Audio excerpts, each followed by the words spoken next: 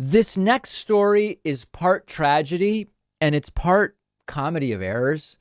Another Republican official has sadly died of COVID. That's the tragic part. When people die, it's a tragedy. This time it's the bookkeeper for the Hillsborough County, Florida Republican Party. Okay. His name was Greg Prentice. He was 61 years old. He was the accountant for the Hillsborough County GOP. He built and maintained the local Republican Party's campaign finance software last year. He was the guy filing the monthly reports to the FEC, the Federal Elections Commission. He also was a big anti-vax guy. Greg Prentice fear-mongered against vaccines, fear-mongered against masks, was totally against other pandemic health guidelines. He attacked Dr. Fauci, posting on Facebook that America needs to, quote, end Faucism.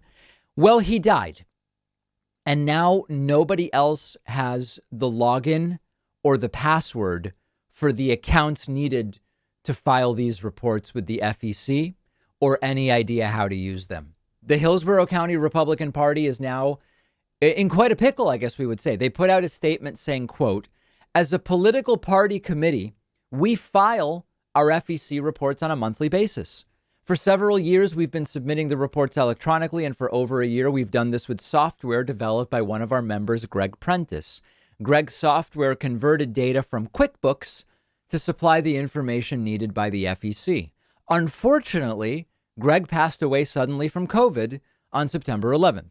Greg did not share the software and instructions for its use with our officers. We will have to enter August data manually, and according to the information we've received from our FEC analysts, we may likely have to re-enter the data from our first 7 months of 2021. We will be struggling to get all of this entered in the proper format by our deadline on September 20, but we will try to do so with our best effort. This is another bizarre example of COVID crippling the Republican Party, but quite different than what we've become used to. Now, as another little note, Greg Prentice's death has also opened up a whole deluge of conspiracy theories from other local Republican Party officials. One who called COVID a, quote, medically engineered virus and suggested without any evidence that Greg Prentice's death was actually a result of wrongdoing by the hospital where he was being treated rather than by COVID itself. In other words, guy rants against vaccines and against masks for over a year, catches COVID and ends up in the hospital, dies.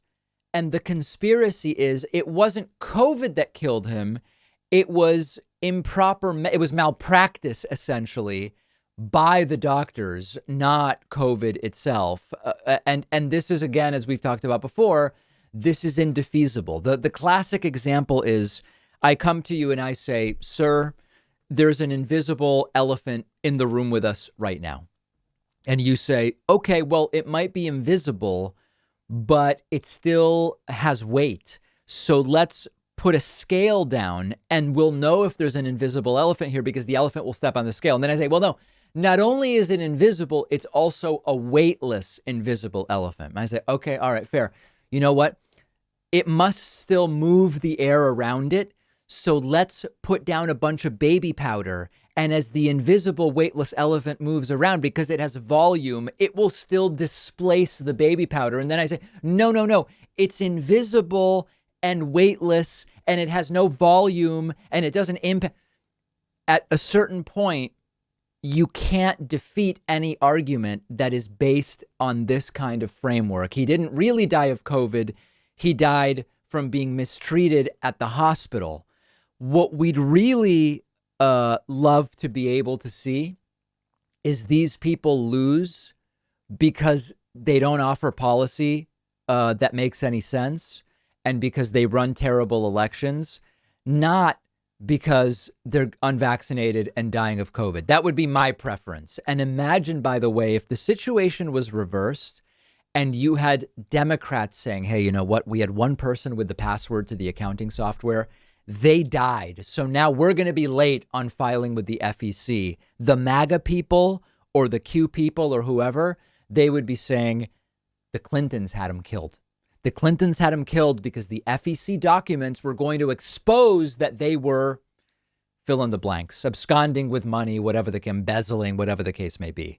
Crazy situation. You got to share that username and password. We'll have more coverage of this and similar stories on our Instagram. Find us on Instagram at David Pakman Show.